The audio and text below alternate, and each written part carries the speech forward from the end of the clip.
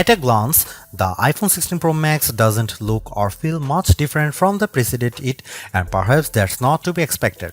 The competitive game of smartphones is now one of inches. The question is, can the small or even invisible changes add up to something big? In the early going with the iPhone 16 Pro Max, I would say the answer is yes. The other big changes are in software and silicon. Inside the iPhone 16 Pro Max is the new A18 Pro.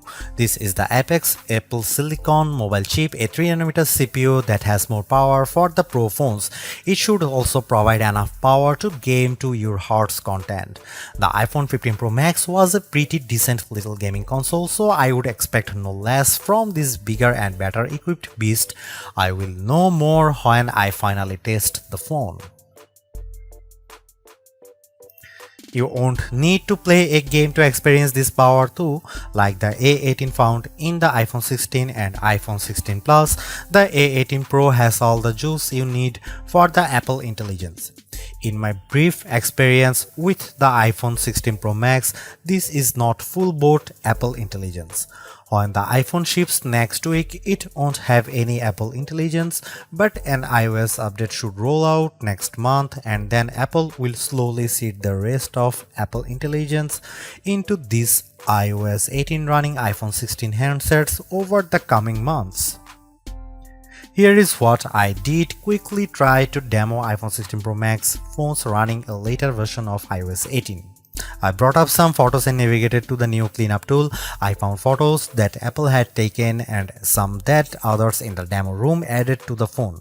In one, I used my finger to paint over offending objects and watched as they disappeared. I didn't make it easy for the phone, and sometimes there was only a partial tiltation.